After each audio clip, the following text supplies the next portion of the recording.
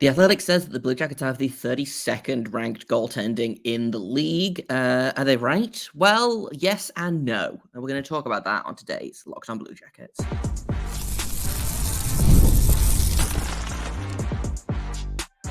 You're Locked On Blue Jackets, your daily podcast on the Columbus Blue Jackets, part of the Locked On Podcast Network, your team every day.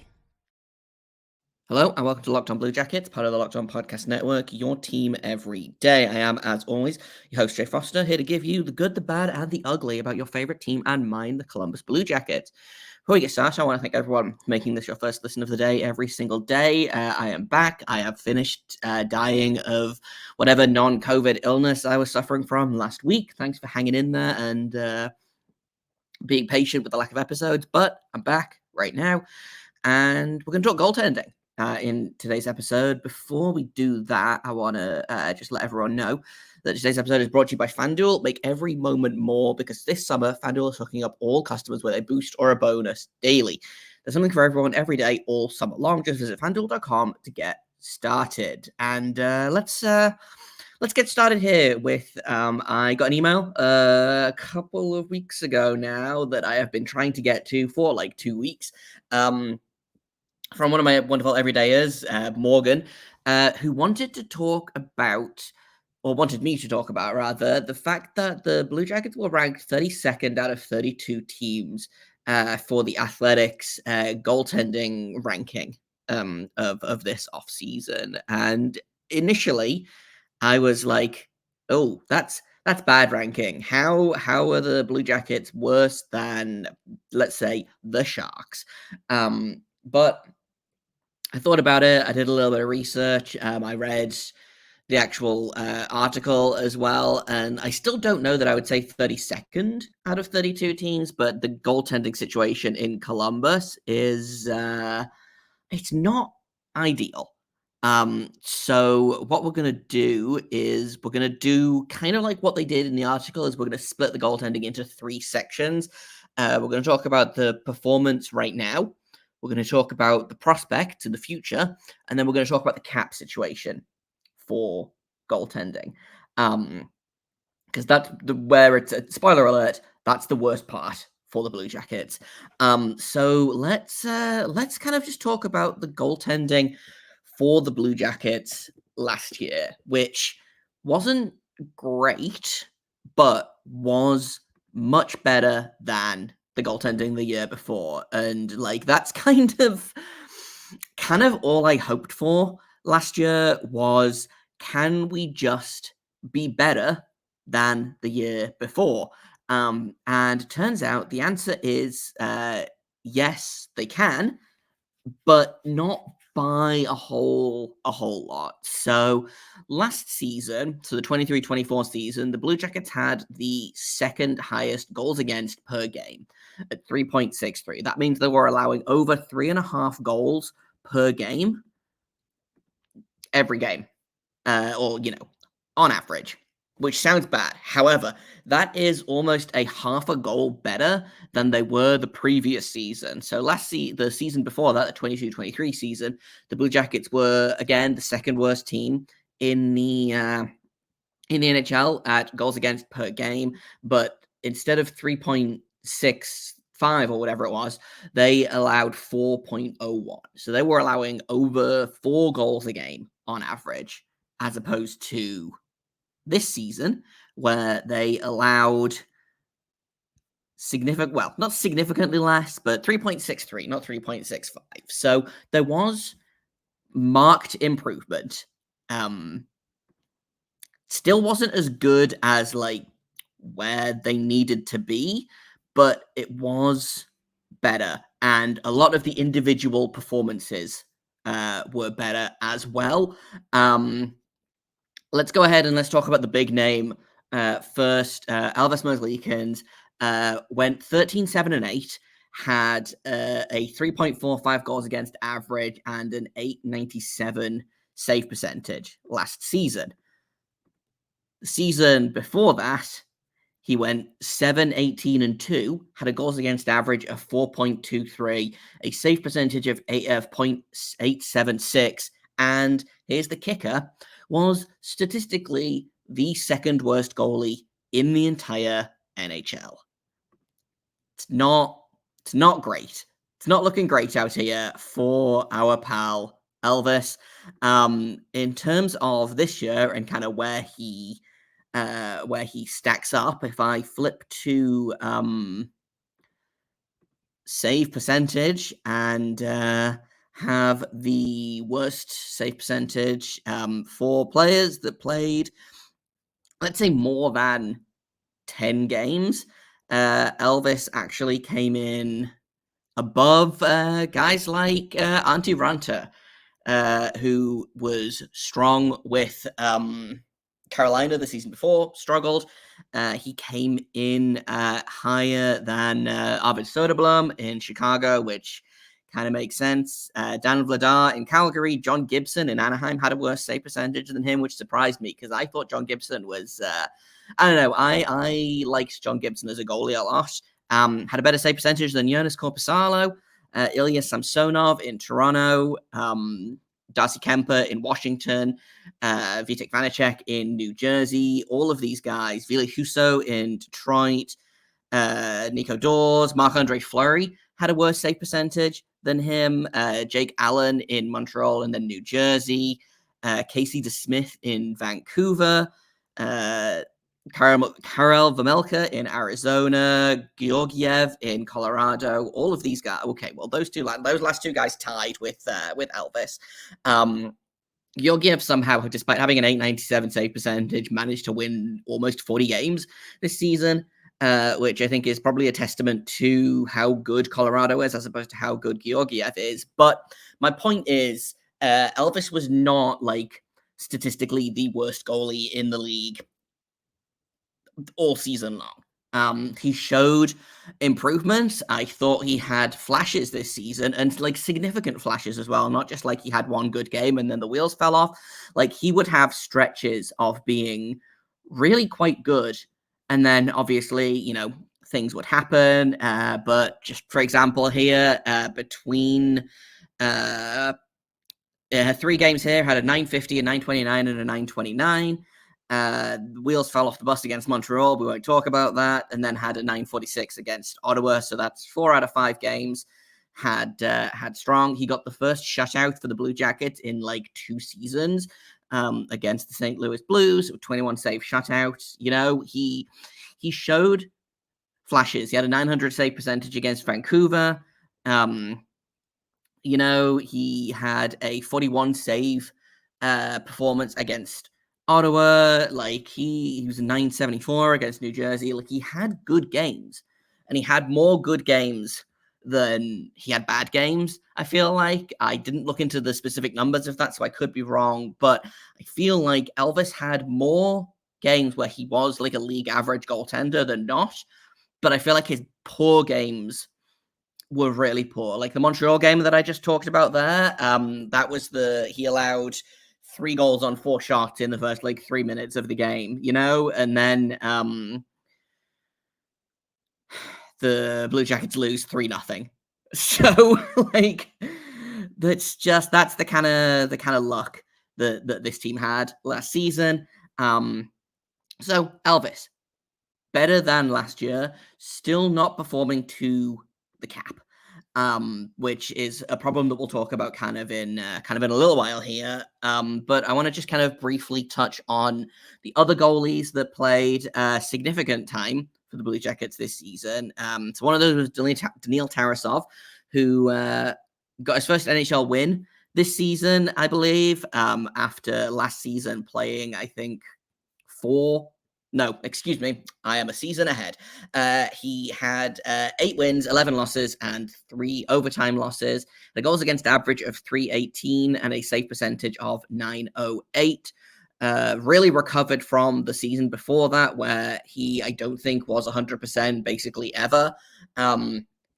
Rookie season, played 4 games, started 3 of them, lost all of them, and had a .937 save percentage. So, you know, that was a weird little season for him. But again, I saw flashes of good things from Tarasov. He was injured a lot. but was maybe one of the more consistent goalies that the Blue Jackets had. Maybe the most consistent goalie that the Blue Jackets had in, again, limited stretches. Elvis played 41 games, Tarasov played 24, and then in third place, who's the last goalie that we're going to kind of touch on here, is Spencer Martin, who played 13 games for the Blue Jackets. I believe, anyway, he had 13 games. Was this 13 games with the Blue Jackets, started in 10 of them, had 3 wins, 8 losses, 1 overtime loss, and had an 8.87. So again, he was a guy that really struggled the year before that in Vancouver.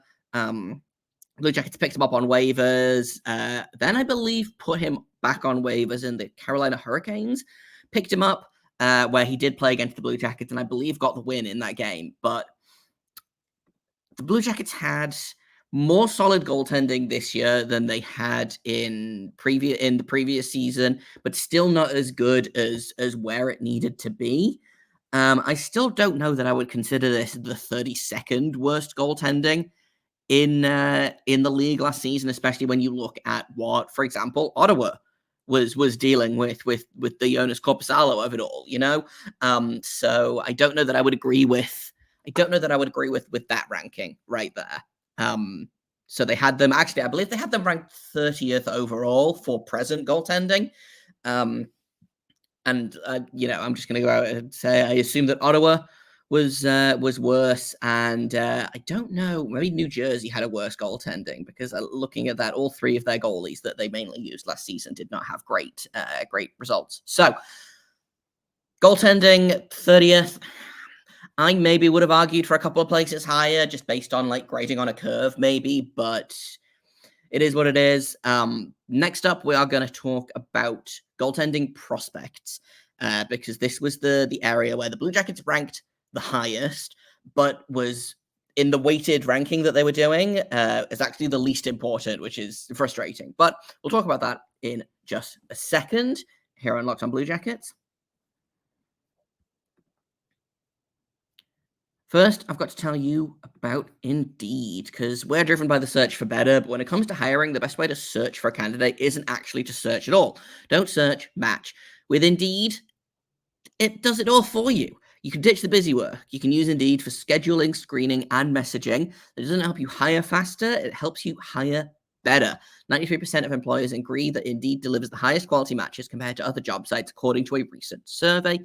Leveraging over 140 million qualifications and preferences every day, Indeed's matching engine is constantly learning from your preferences. So the more you use Indeed, the better it gets. And in the minute that I've been talking to you right now, 23 hires were made on Indeed, according to their data, and that's worldwide. So get unparalleled access to job seekers with over 350 million monthly unique visitors globally. And there's an extended reach through Glassdoor as well. So jump on Indeed, join more than 3.5 million businesses that use Indeed to hire great talent fast, and listeners to this show are going to get a $75 sponsored job credit to get your jobs more visibility at Indeed.com/lockedon. Just go to Indeed.com/lockedon, support our show by saying you heard about Indeed on this podcast. Once again, that is Indeed.com/lockedon. Terms and conditions apply. Need to hire? You need Indeed. Welcome back to Locked On Blue Jackets. Thanks for making us your first listen of the day. And we're talking about goaltending, because you know how we feel about goaltending here on Locked On Blue Jackets. And this is the best part of it, frankly, in terms of the Blue Jackets goaltending. You all know that I've been a big Elvis supporter, but I feel like the writing is maybe on the wall for Elvis. Who knows? That being said, we're going to talk about the prospects for the Blue Jackets goaltending right now. So they were ranked at 20th out of 32 for their prospect ranking. And it's annoying because this was actually the piece that was given the least weighting. So they gave the current goaltending a weighting, I can speak, of 1. The prospect portion got a 0.5 percentage. So the current ranking was deemed like twice as important, and then they gave the cap situation 0.75. So 0.5 prospect, 0.75 cap situation, 1.0 current goaltending. So the Blue Jackets suffering a little bit in this because of how they weighted current goaltending and cap situation versus how they ranked prospects. That being said, the Blue Jackets, I think, have one of the better goaltending prospect pools in the league. And I guess it does kind of really fall down on like Blue Jackets goaltending prospect pool is who do you count as a prospect? You know, do you still consider Jet Greaves to be a prospect? Do you still consider, for example, is Daniil Tarasov still a prospect? My guess is no. I would consider Greaves a prospect. I would not consider Tarasov a prospect. He has played in total. Tarasov has, I believe, is hitting. Yeah, he's just under 50 games. So he's played 45 games so far in his career. Greaves, I think, just hit 10 this season. Played 1 game last season. Played 9 this most recent season. Started 8. So Greaves, I'm going to count him as a prospect. Tarasov, I don't think counts as a prospect, but I do think he counts as part of the future. So he's kind of existing in that weird space of not a prospect, but not quite a fully a now piece. He fits into both. So they've got Tarasov, they've got Jet Greaves. So we talked a little bit about Tarasov, we'll talk a little bit about Greaves, and then as we kind of go down the pipeline, in terms of their pipeline, Zach Sawchenko joined in free agency this season. Again, not really a prospect as much as a depth move. They have Nolan Lalonde, who I believe will be making the permanent jump to the pros. He struggled to get starts in junior, so I assume he's probably ECHL bound and is an injury call-up. Same thing with Pavel Chayan. I assume he probably spends most of his time in the ECHL. Don't know that he counts as a prospect anymore. Nolan Lalonde, I would count as a prospect. And then you look at the guys that haven't made it yet. So Sergei Ivanov, who they drafted a couple of seasons ago, Melvin Strahl, who they drafted last season, and then Evan Gardner, who they drafted this most recent season. Strahl is kind of the outlier there, but Ivanov, I'm super high on. I know a lot of guys that are goalie guys are high on Ivanov. The worry is his height, but we'll see how that goes. Gardner, I think was a good pick for where they had him. Wouldn't have been my pick, but I feel pretty good about it, having kind of, again, talked to some goalie guys, learn a little bit more about him. Strahl is going to be interesting. He had a 903 in the with Modo Hockey J20, which is the under 20s league in Sweden. He's going to be with the Youngstown Phantoms of the USHL this year, so we're going to see a lot more of him, I would imagine. But he's kind of not an outlier specifically, but he feels like a guy that if he makes it, it's going to be great. Kind of a similar-ish story to Ivanov. If he makes it, it's going to be great. He's kind of fighting against his quote-unquote genetics. He's officially 6 foot. I think he's probably closer to 5'10 or 5'11. But I'm really, really high on this kid. He was, as a 19-year-old, was one of the better goalies in the KHL this season. Is going to be there again this season. I would imagine maybe next year or the year after we'll see him over in North America, which will be exciting. But like the Blue Jackets have a lot of really good pieces. Like when you consider, I think like 3 years ago where they didn't really have, like after Bobrovsky left, their goaltending pool kind of dissolved, basically. Partially, like that was, obviously Matisse Kivlenik's passing away had an impact on the depth pool, especially because just previously to that, they traded Vaini Vevalainen, who was another one of their goalie prospects, to Toronto. He didn't stick there, ended up going back over to Finland, as did the guy that the Blue Jackets traded for him. So, if they don't make that trade, maybe we're having a different conversation right now. But they went from having a couple of pretty solid prospects to not really having much of anything, and then Jet Greaves kind of came out of nowhere. That was kind of the beginning of picking the goaltending pool back up, I think. He was a guy that they basically signed because the only goalie that they had that was eligible for Traverse City, I believe, was Daniil Tarasov at the time, who was not going to be coming over from Russia. to play in this. So they had to basically just grab a goalie from junior, sign him to an ATO or a PTO or whatever, and throw him in net for that. He played in Traverse City and then made his way to the Monsters, played there, played, pretty decently, and is now, he was an all-star in the AHL this year. It was, some really phenomenal play from Jet Greaves. He was the MVP of the playoffs for me, for the Monsters in the Calder Cup. And I think is a really kind of underrated goaltending prospect in one of the hidden gems of the AHL right now. And I suspect he's going to be getting a little bit more attention this season. I expect he'll probably see some time in the NHL this season. Merzlikins and Tarasov. I hate injury prone as a thing.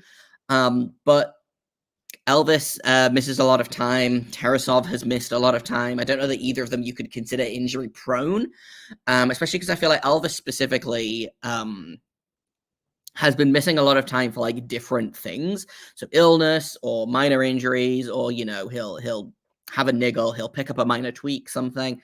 Tarasov, he's in like his third season. I don't know that you can call anyone injury prone when they're 3 seasons in, So I'd imagine we'll see Jet Greaves at some point this season. But all of this adds up to is I don't know that and I'm not as up on other teams' prospect pools as much as I am up on the Blue Jackets part specifically, but I don't know that I would put 19 other prospect pools for goalies over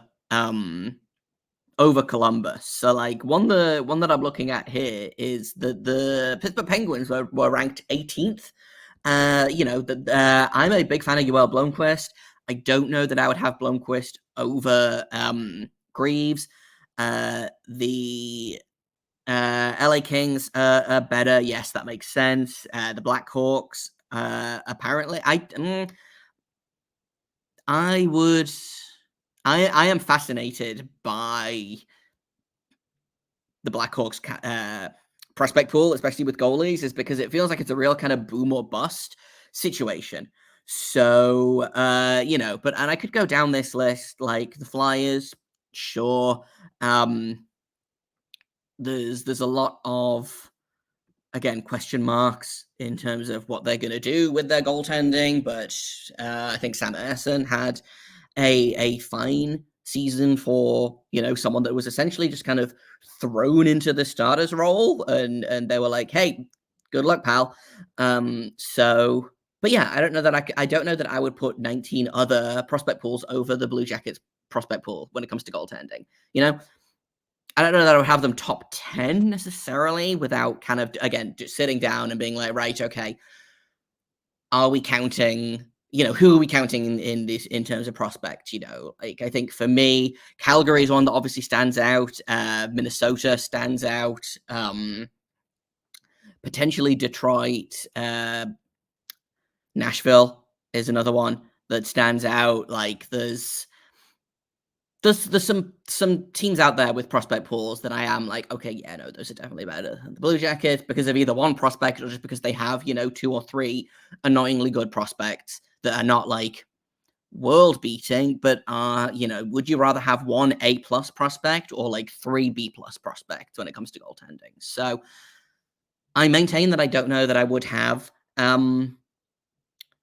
the Blue Jackets prospect pool at 20, but I think top 15 feels accurate to me. Between 10 and 15, maybe between 8 and 15, and I could really kind of argue for any position in there. So that's kind of my biggest issue with this article. I kind of mostly agree with where the present goaltending is, and I mostly agree with the cap situation, which we're going to talk about in a minute here. But the prospect one is kind of the one that I really was like, wow, 20, that seems low. So we'll move on. We'll talk about the cap situation, actually, because that is next here on my little to-do list. So that's what's coming up in just a second here on Locked On Blue Jackets. I'm going to tell you about FanDuel.com first of all. I love sports. I love them so much I never want them to stop, but the playoffs are in our rearview mirror. There are no games right now. The sports aren't sportsing like I want them to, but FanDuel lets me keep the sports going whenever I want. All I've got to do is open the app, dream up bets anytime I'm in the mood.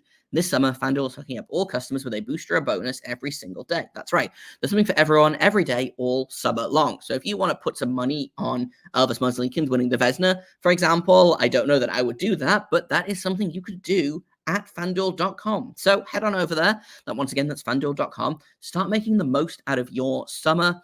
FanDuel is the official sports betting partner of Major League Baseball and also us, the Locked On Podcast Network. Welcome back to Locked On Blue Jackets. We're talking about goaltending today. Thanks for making us your first listen. And let's talk about salary cap. Because this is, unfortunately, I think, kind of how I feel about this, is the Blue Jackets might have the...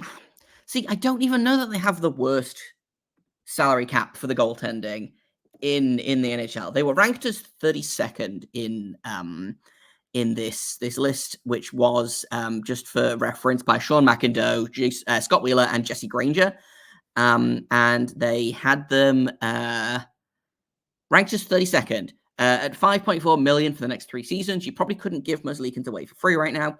The younger guys will be cheap, but that's about where the good news ends. The bottom line is bad goaltending today, decent prospect, potential anchor of a contract clogging up the works. The Blue Jackets take the basement, and it wasn't especially close. I feel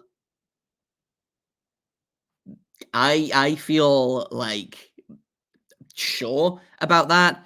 Especially because I feel like, okay, maybe they are in the basement, but I just don't think putting them, just immediately throwing them at the basement and going, okay, well, we're done is the answer.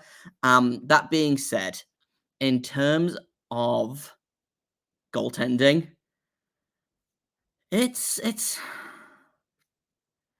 out there.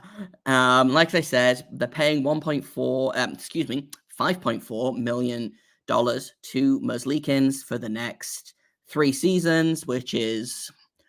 It's a tough contract. It was a tough contract when it was signed, I think, especially, he has continued to decline after signing that contract. They bet on him and lost that bet.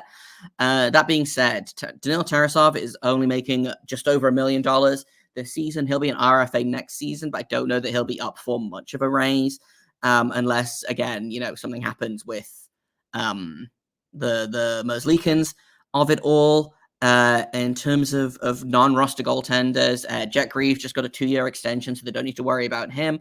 Zach Sorchenko had got a 1-year 2-way contract in, I assume he will spend most of his time down in the AHL backing up Greaves, starting when Greaves inevitably plays some time in the NHL. And then Nolan Lalonde's entry-level contract starts this season. So, but again, I don't think that they'll see him. They definitely won't see him in the NHL. I don't even know if they see him in the AHL unless, I'm going to knock on wood here, unless anything else happens, which it sure could, The Elvis contract is bad. It is. I don't know that it's the worst goaltending contract. If I'm being honest, like the Darcy Kemper contract is tough. I think the Korpisalo contract is better. I am just pulling up the cap hits for goaltenders, like the top cap hits for goaltenders, in terms of like who's getting paid more money. The thing is, Elvis is the 11th highest paid goalie in the league. Right now, the only goalies making more than him are Igor Shesterkin, Philip Grubauer, Jacob Markstrom, Jordan Binnington, John Gibson, Ilya Sorokin, Connor Hellebuck, Andrei Vasilevsky, Sergei Bobrovsky, and Carey Price. Now, Carey Price, I believe his contract comes off the books at the end of next season. So does Bobrovsky. Bobrovsky's is 2 seasons, I believe. I can do math. No, his season. Excuse me. Price and Bobrovsky are both off the books season after next. But like looking at like Cal Peterson, I think is an equally bad contract, especially when you look at the fact that like they basically buried him in the minors and then traded him to Philadelphia, where he stayed in the minors.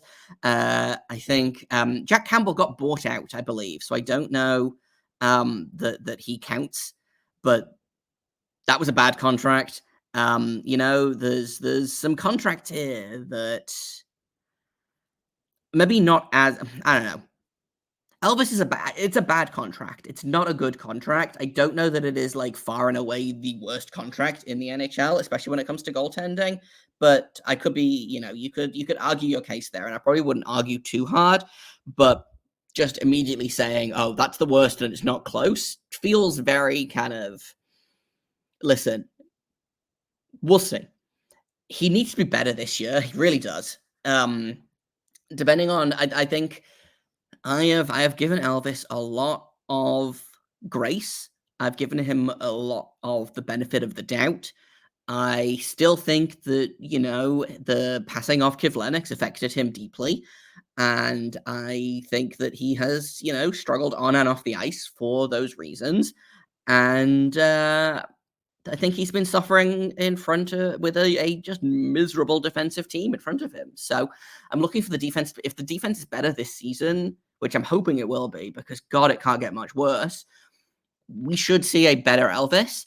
And I'm also interested in, when it comes to Elvis specifically, this is something I was talking to Gregory Campbell about during the season. We had him on the show. We talked goalies. He's very, very smart about all this kind of stuff. And he says that when it comes to goaltending coaches, what you don't see is you don't tend to see in-season adjustments. That's an off-season thing. You tweak during the season, but you don't really make big changes during the regular season. That's for the off-season. That's for the summer.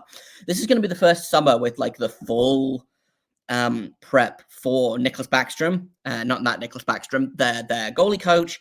And I'm going to be interested to see what Elvis looks like, especially in training camp, in the preseason. I'm not expecting miracles here, but I am interested to see if he's done anything with Elvis in terms of like breaking down his game and building it back up a little bit. That's going to be interesting to me. So to just kind of to wrap up here, to answer my last little question here, is there hope? Yes, there is hope. I think Jet Greaves promises hope. I think Neil Tarasov promises hope. I think Sergei Ivanov promises hope. If nothing else, the Elvis contract will be done in 3 years, which probably is about when this team should start contending. In like seriously contending. That'll be Fantilli will be 22, almost turning 23. Johnson will be 24, almost 25. Cole Sillinger will be 24, almost 25. Like Jiricek will be 23. Like all of these players should be hitting their prime. So like if you get a goalie to hit their prime, then whether that's Greaves, whether it's Tarasov, whether it's Ivanov, whether it's Gardner, whether it's the mystery goalie number 7 that they sign in free agency, or they trade for someone, I don't know, but like they pick up Yaroslav Askarov somehow, it's worst case scenario is they suffer with this contract for 3 years. It looks like the Line A contract is going to be moving, so like they're not in cap hell with it. In a vacuum, it's bad. I think in context, in surrounding context, I'm like, okay, fine. The contract isn't great, but it is what it is. It's not like it's hamstringing them. They still have. I closed the Puckpedia page, so like Locked On Blue Jackets drinking game drink. I closed the tab that I need immediately before needing it again. It's not the end of the world. It's fine. They have $10 million in cap space right now. I think $10.7 million in cap space right now. They need to sign Cole Sillinger, but that's before the Line A trade. So even if they end up retaining 50% on Line A, they're still going to have an extra like 4.3-ish million. So they're going to have around about $15 million in cap space minus the Sillinger contract, which I'm going to guess comes in at around $3 million or under. So like they're going to have $12 million in cap space, give or take, this season. It's fine. Contract sucks, but it's not. They didn't like lock him in for $10 billion for 8 seasons. Bad. Not that I'm saying the Bobrovsky contract is bad, but it sure looks bad at the beginning of signing it. They're two different players. I'm not comparing the players. Please don't at me about how Merzlikins is nothing like Bobrovsky, etc. I know that they are different players at different stages in their game. I think Bobrovsky was helped tremendously by the play of Florida in front of him, and also I think sometimes a goalie just decides to be elite. Look at Carey Price. Look at Jonathan Quick in 2012, where he decided he was winning a Stanley Cup, and the rest of the Kings could come along if they wanted to. Not that I'm saying that he was the only good player on that team, but sometimes a goalie has, and I don't think it's a hot streak necessarily, but I'm getting off topic here. My point is, this contract was not great, probably shouldn't have been signed. It is not the end of the world that they have this contract that they can't get rid of. I think a mistake would be getting rid of it for a different contract that, people were saying, why don't you just trade him 1-for-1 for Darcy Kemper, who I believe is making $6 million-ish with LA. Let me just pull that up real quick. But they traded him 1-for-1 with Pierre-Luc Dubois, which was great for the Kings, because now instead of paying Dubois $8.5 million for the next 7 years, they're paying Darcy Kemper $5.25 for the next 3 years. Again, I might have taken that 1-for-1 trade, but what usually happens with contracts like this is you either need to add a sweetener. So, a lot of people are like, oh, well, I would take Kent Johnson and Elvis's contract. Yeah, I friggin' bet you would. Or you retain salary, or you have to take on an equally bad contract. So Cal Peterson is a contract that comes to mind, or Jacob Trouba is a contract that comes to mind, and I don't think either of those are going to happen, but you might as well just admit that you're stuck with this contract. Potentially it's a buyout situation next season. I think next season is going to be Elvis's last in Columbus, unless he really turns it around. He is either going to, he's probably going to play well enough to be traded, or he's going to get bought out if he doesn't. But we'll deal with that when we come to it. In terms of programming news, that's kind of all I've got for you today. I have gone way long here because apparently I had a lot to say about goaltending, but it is the summer now at Locked On Blue Jackets. So we are going to be going down to 3 episodes a week for the rest of August, and also for the first 2 weeks of September. September 16th, we'll be coming back to Monday through Friday, but as of right now, it's probably going to be Monday, Wednesday, Friday episodes. That might change. I'm traveling at the end of August, so it might be that you get all of your episodes at the start of one week and at the end of the next week. I don't know, but as of right now, we're going to try and do Monday, Wednesday, Friday for new episodes. So we'll have a brand new episode for you on Wednesday. Thank you for listening to this episode, for making it your first listen of the day every single day. Locked On Blue Jackets continues to be free and available on all podcast platforms, over on YouTube and on SiriusXM.